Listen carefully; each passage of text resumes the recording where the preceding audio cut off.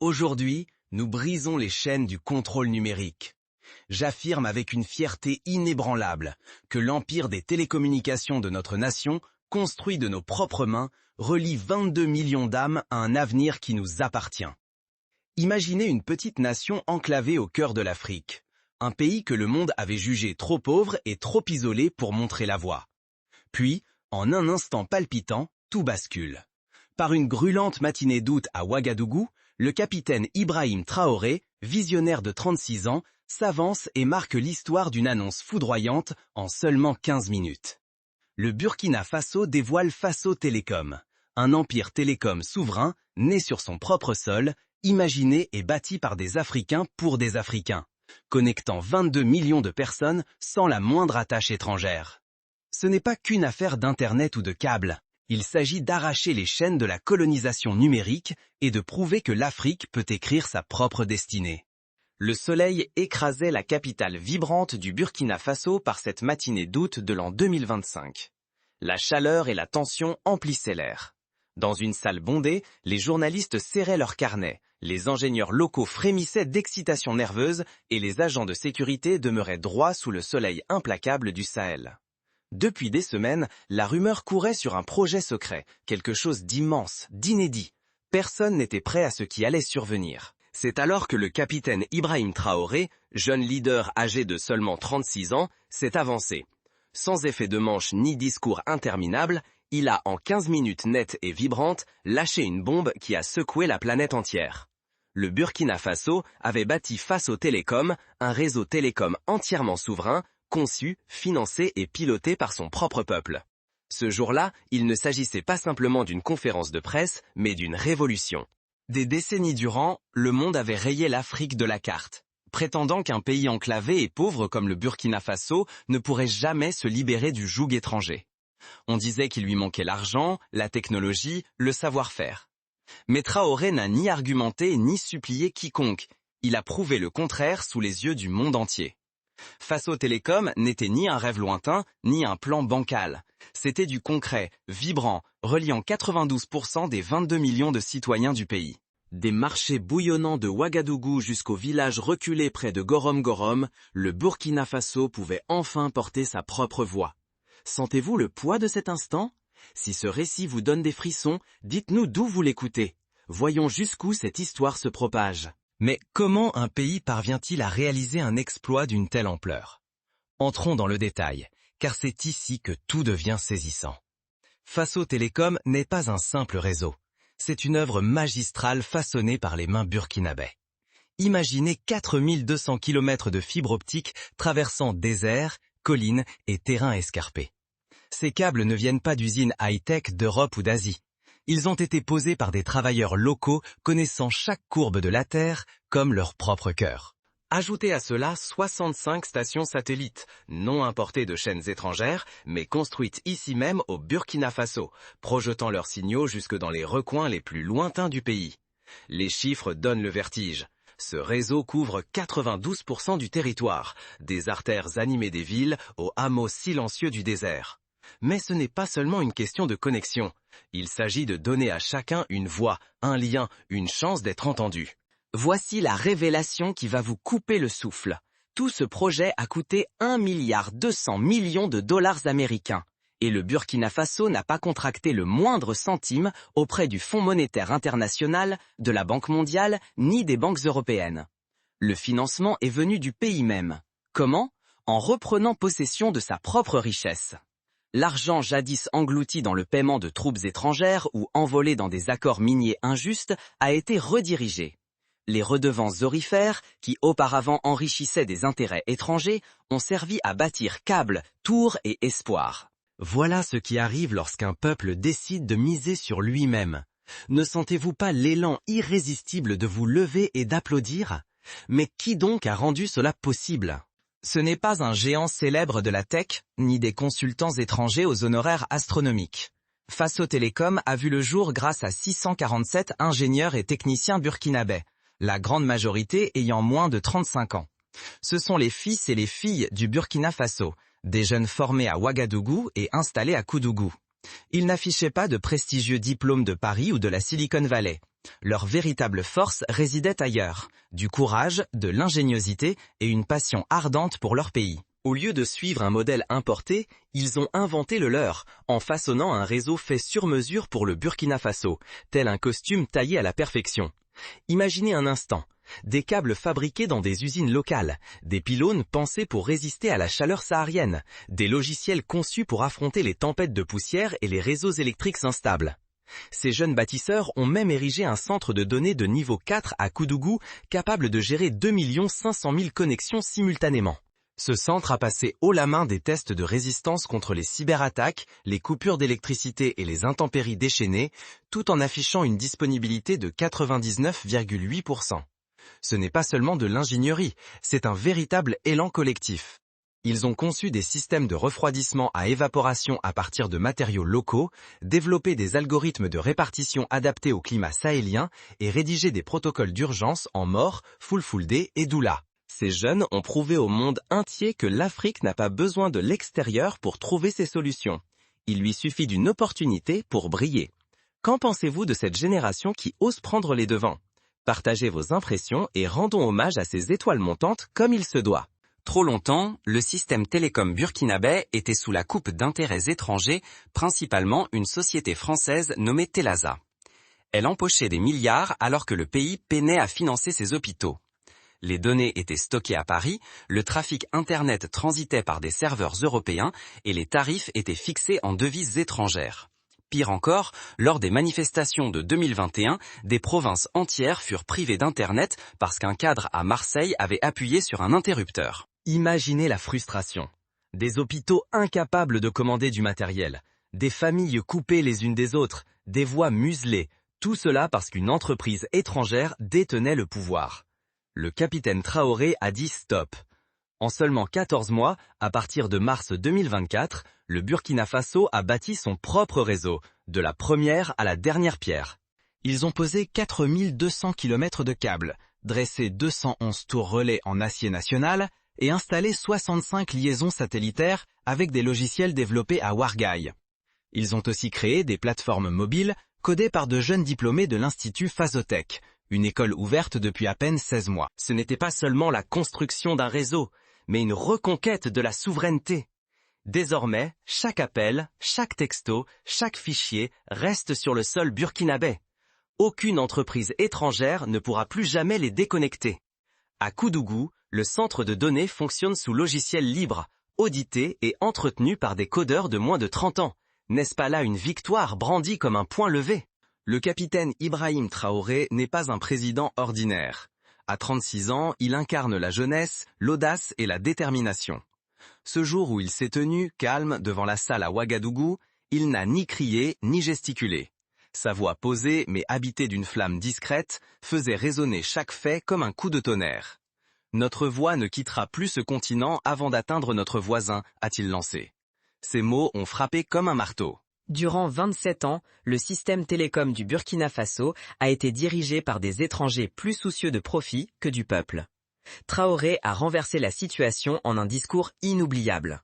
Mais soyons honnêtes, il ne s'agit pas d'un seul homme. La vision de Traoré a allumé l'étincelle, mais les véritables héros, ce sont les ingénieurs, travailleurs et codeurs qui ont matérialisé face aux télécoms. Traoré n'a pas imposé, il a donné les moyens. Il a redirigé les fonds des contrats étrangers vers des projets locaux, mis en place le Fonds pour la souveraineté des télécommunications et placé sa confiance dans son peuple. Il a renégocié les accords miniers pour garder la richesse dans le pays, réinvesti des budgets militaires dans les infrastructures et bâti un système où la population passe avant tout. Il a prouvé au monde que le vrai leadership ne consiste pas à donner des ordres, mais à offrir à chacun les outils pour bâtir son propre avenir. Qu'est-ce qui, selon vous, distingue un tel leader? Partagez vos impressions ci-dessous et échangeons ensemble à ce sujet. Faso Télécom ne se résume pas à la technologie, c'est avant tout une histoire humaine. Ce réseau a été conçu pour être au service de tous, sans distinction de richesse ou de lieu de résidence. Aujourd'hui, plus de 1500 villages reculés bénéficient d'un accès Internet à très haut débit atteignant 22 mégabits par seconde dans des localités comme Majori et Tinikoff. Une prouesse inimaginable il y a tout juste un an. Les agriculteurs reçoivent des notifications instantanées sur l'état des cultures, leur permettant d'organiser les récoltes et de faire face aux caprices du climat. Dans les dispensaires ruraux, des consultations vidéo avec des médecins sauvent désormais des vies dans des zones autrefois isolées. Les chefs religieux partagent en toute sécurité des informations à leurs fidèles, depuis les mosquées de Kaya jusqu'aux groupes nomades du Sahel. Tout cela s'opère sans intermédiaire, sans attente et sans ingérence étrangère. Au cœur des hautes terres du Sahel, un garçon de 12 ans prénommé Amidou se connecte chaque matin à une plateforme éducative grâce à un appareil alimenté par l'énergie solaire. Les cours, donnés dans sa langue maternelle moré, sont créés par des enseignants bénévoles de l'université de Ouagadougou. Les exercices sont corrigés automatiquement et ces résultats sont sauvegardés sur un serveur national à Manga. À Djibo, une mère de 3 enfants consulte un pédiatre en visioconférence via une connexion chiffrée à l'abri de toute intrusion. Ce ne sont pas simplement des connexions, ce sont de véritables bouées de sauvetage. Faso Télécom garantit à chaque citoyen, peu importe l'endroit où il vit, un accès gratuit à l'éducation, aux soins et à l'information. Pas d'offre premium, aucun supplément à payer, juste le droit fondamental d'être relié au monde. Imaginez les perspectives qui s'ouvrent pour des millions de personnes. Lorsque Faso Télécom fut lancé, la planète entière fut saisie de surprise. Certains ont applaudi, parlant d'une révolution silencieuse en Afrique. D'autres, notamment en Occident, n'ont pas partagé cet enthousiasme. Télési, la société française ayant contrôlé les télécommunications du Burkina Faso durant 27 ans, a vu son action s'effondrer à la Bourse de Paris. Un autre groupe, Elionet, du Luxembourg, réclama 276 millions de dollars, accusant le Burkina Faso d'avoir rompu d'anciens accords. La réponse du pays fut d'un calme glacial et inébranlable. Nous ne négocions pas le retour de ce qui nous a toujours appartenu. Cette phrase unique a résonné plus fort que n'importe quel discours. Les médias occidentaux ont répliqué avec scepticisme. Le Guardian a mis en garde contre un contrôle étatique des communications, comme si l'ingérence étrangère valait mieux.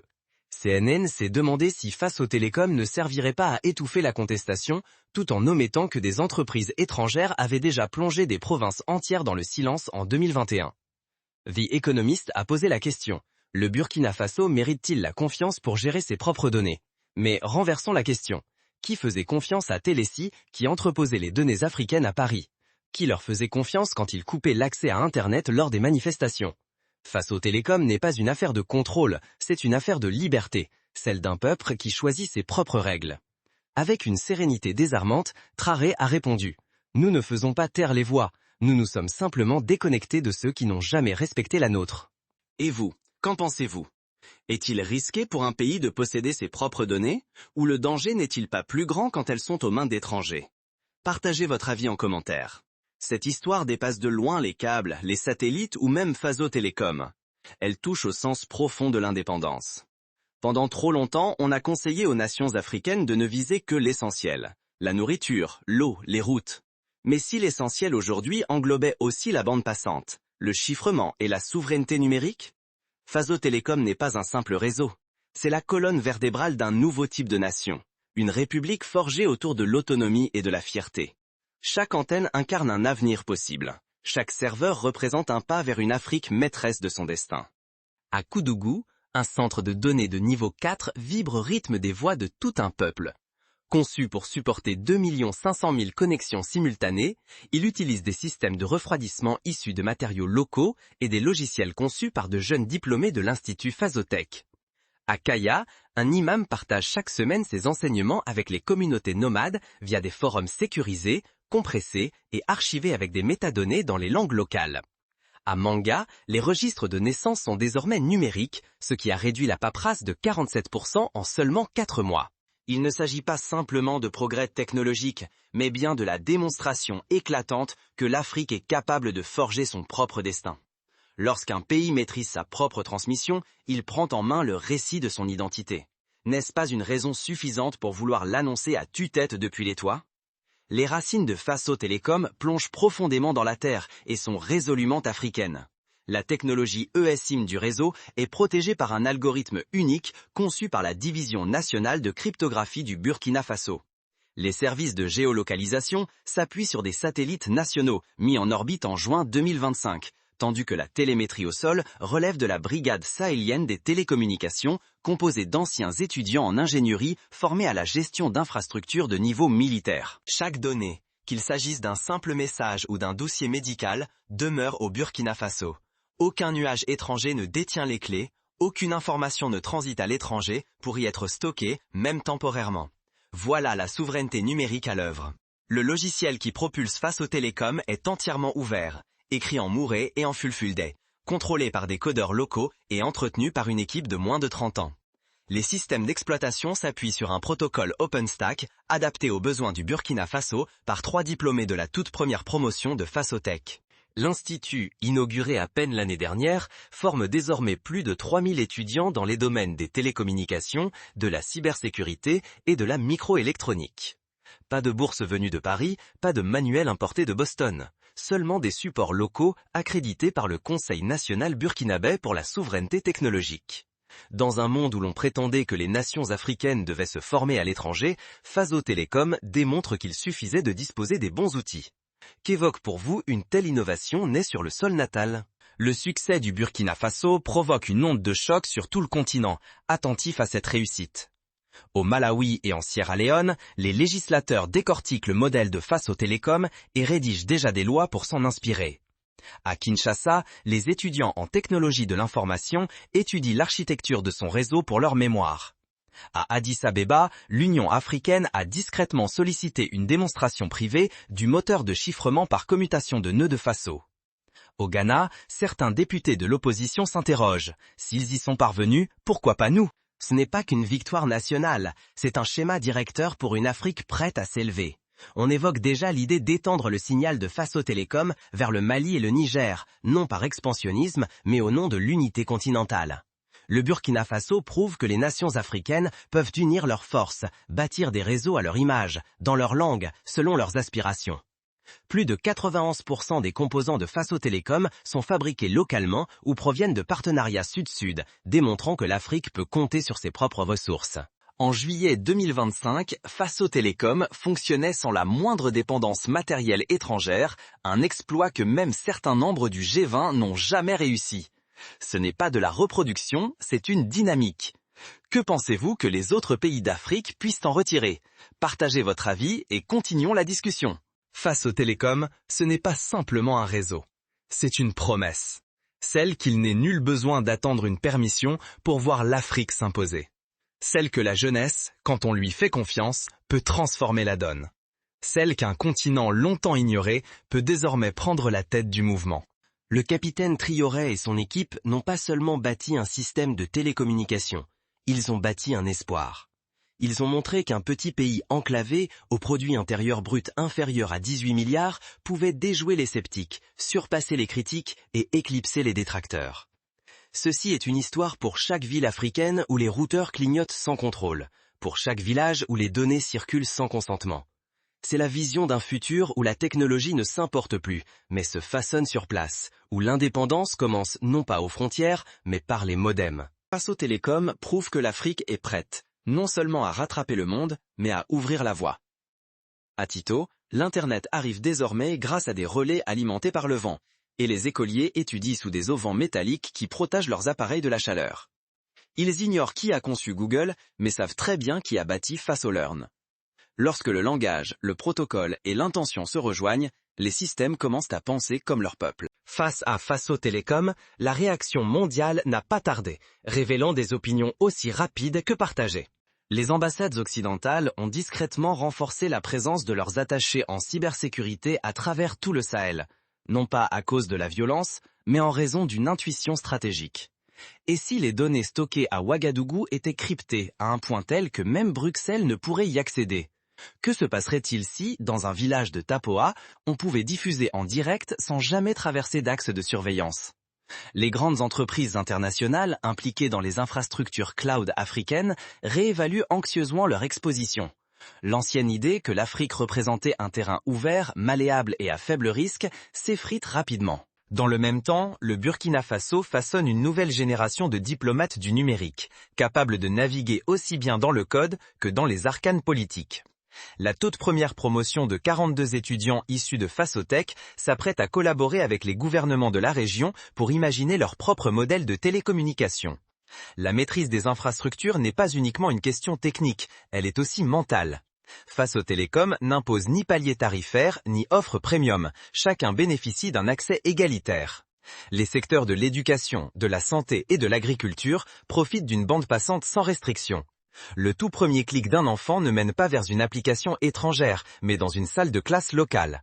Le premier dossier d'un nouveau-né est rédigé en moré et non en mandarin. Ici, la liberté se mesure en millisecondes, en paquets par seconde, mais surtout dans la main de celui qui écrit les règles de connexion. Quelles sont alors les prochaines étapes? Faso Télécom n'est qu'un avant-goût. Si le Burkina Faso parvient à connecter 92% de sa population sans recourir à des manuels importés, qu'est-ce que l'Afrique peut encore accomplir? Si un pays naguère réduit au silence est désormais capable de coder sa destinée, quelle vérité passée mérite d'être réécrite? La doctrine numérique du capitaine Traoré a bouleversé la définition même du mot « connecté ». Il ne s'agit plus seulement d'un accès au réseau, mais d'un avenir écrit dans les langues africaines selon des conditions africaines. Mais ce récit va bien au-delà du Burkina Faso. Il concerne aussi Nairobi, Bamako, Kinshasa et chaque recoin du continent où les populations se tiennent prêtes à s'élever. C'est l'histoire de toutes les villes, de Lagos à Londres, partout où quelqu'un sent battre le pouls de cette révolution. Si ce récit sait battre votre cœur, si vous rêvez de ce qui pourrait advenir, partagez le nom de votre ville en commentaire. Faites circuler ce message auprès de vos amis, de votre famille, de votre groupe WhatsApp. Si vous avez plus de 60 ans et que ces mots réveillent en vous le souvenir du chemin parcouru, confiez-nous vos espoirs. Si vous êtes jeune et que cette histoire allume une flamme en vous, écrivez votre vérité ici. Faisons résonner ce signal plus fort que jamais. L'Afrique n'est pas en train de rattraper son retard. Elle construit ses propres réseaux, façonne son avenir numérique, raconte sa propre histoire. Faso Télécom est un phare, la preuve que le continent n'a jamais manqué de talent, juste d'une permission qu'il n'a jamais eu besoin de demander. Élevons le signal, partagez cette histoire, abonnez-vous et envoyez ce message à quelqu'un qui doit l'entendre. L'Afrique s'éveille et le monde doit s'y préparer. Merci d'être présent. Maintenant, rendons cette révolution irrésistible.